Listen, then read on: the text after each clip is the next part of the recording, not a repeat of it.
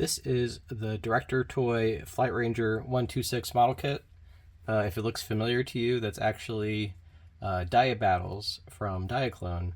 And this is basically a re-release of the old Diaclone Mini Dia Battles model kits that were released 40 years ago in a couple different forms, but they were usually released with the individual components in individual boxes.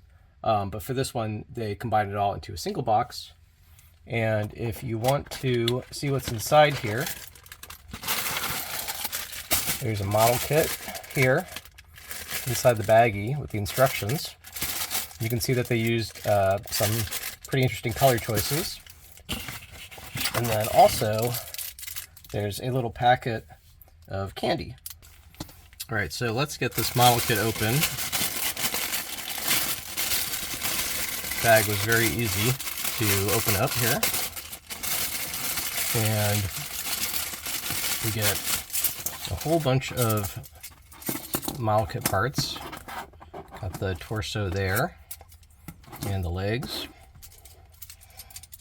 Got the part that has the head on it, wheels here, front of a jet.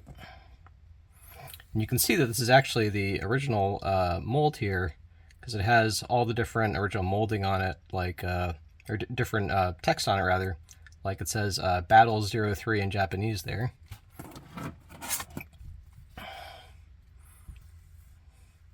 This one is Battle 02, and Battle 02 again, and then Battle 03 again.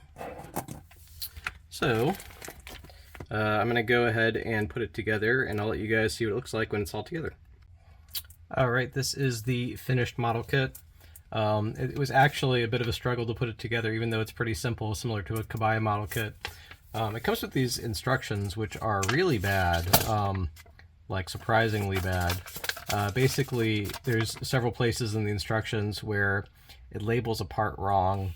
For example, over here for the wings, there's several of these parts on the right arm that are supposed to actually be on the left arm, and vice versa, the way that they're numbered. Additionally, this part here, where you attach the front of the jet to the rest of the pieces is wrong, and the way the arms attach is wrong. A couple places on this side too, where things are just labeled wrong, like part 1 here for the legs is actually part 2, and then piece 2 over here is actually piece 1. So just a lot of things like that unfortunately make it pretty challenging to put it together. So I definitely recommend like getting a picture of the various vehicles for Dia Battles and using that as a reference to make sure that you're putting it together correctly. Additionally, the fists go in, but they don't really want to come out, which is okay. But if you assemble it wrong and you try to take it out, they might break off like mine did.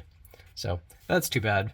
And then another weird thing about this model kit, which is not the fault of the manufacturer or anything, is that the seat for this vehicle in the middle here is actually backwards for some reason compared to how the original toy was. But I think that's just how the original model kit from the early 80s was. But yeah, this is the finished thing. It's pretty cool. It does what it's supposed to do. There's a little bit of mold flashing, which you'd kind of expect from an old model kit like this. That's been at various factories in Thailand and maybe other countries for over 40 years now. Yeah, definitely some like unevenness on the surfaces and flashing on the edges, like I said.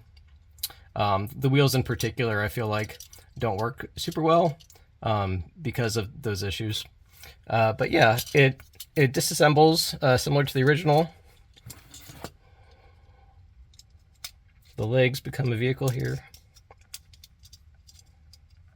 It's a little hard to get the feet to stay up in this mode. I'll just leave it there.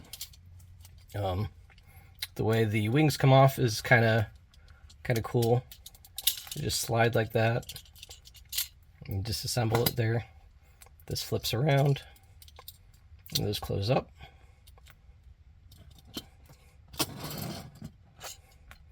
And then this last part is pretty simple. You just rotate the shoulder cannons there. You've got the third vehicle. Yep. So so that's the Thailand Dia Battles model kit reissue. This is just one of the colors that it comes in. There's basically like 4 different combinations. They just kind of cycle through the different colors to make different combos. Yeah, so I'd say it's okay. It'd definitely be better if it didn't have the issues with the terrible instructions, and if the mold flashing wasn't a problem, and if the fist of mine didn't break off the peg. But otherwise, yeah, it's pretty cool.